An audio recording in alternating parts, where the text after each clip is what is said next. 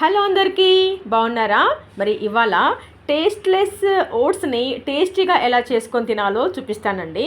దానికోసము ఒక బౌల్లో 1 కప్పు నిండా ఓట్స్ని తీసుకున్నాను.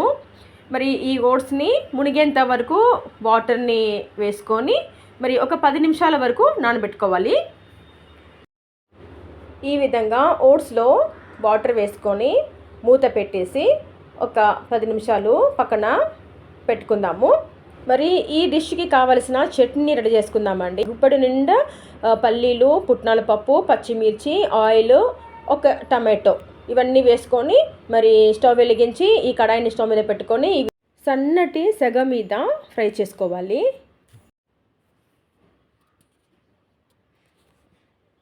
ఈ చట్నీ వచ్చేసి దోశకైనా ఇడ్లీకైనా చాలా బాగుంటుంది. సింపుల్ ప్రాసెస్, సింపుల్ ఇంగ్రీడియంట్స్ అండి, అన్నీ ఇంట్లో ఉండేటివే. మరి ఈ విధంగా రోస్ట్ చేసుకున్న ఈ పల్లీలని పక్కన పెట్టుకొని పూర్తిగా చల్లగిన తర్వాతనే మనము మిక్సీలో రుబ్బుకోవాలి.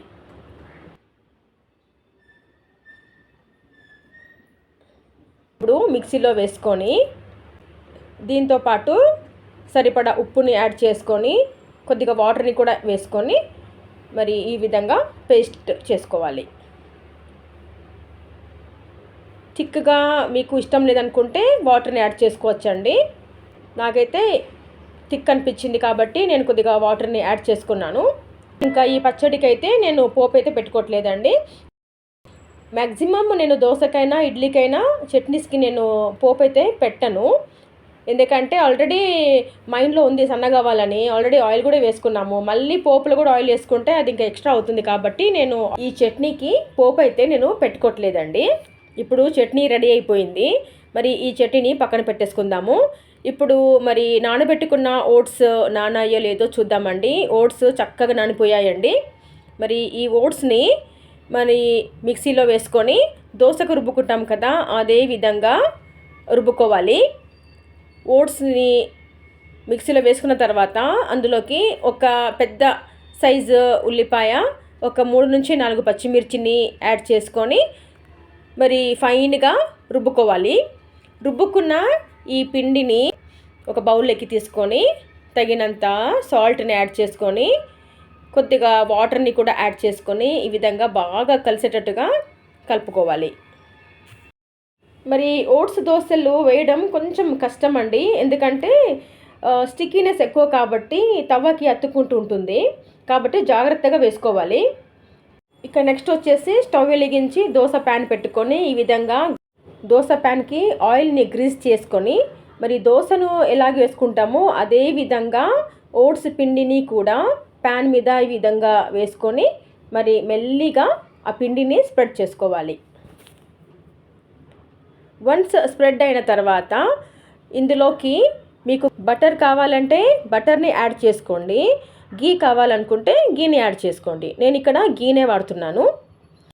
గీ అయినా మరి బటర్ అయినా దోశకి యాడ్ చేసుకుంటే దోశకి కలర్ చాలా బాగా వస్తుందండి. ఈ విధంగా వన్ సైడ్ అంతా కూడా బాగా చక్కగా వేగిన తర్వాత రెండో వైపుకి దోశని తిప్పుకోవాలి. పైన కొద్దిగా ఆయిల్ని గ్రీస్ చేస్తున్నాను.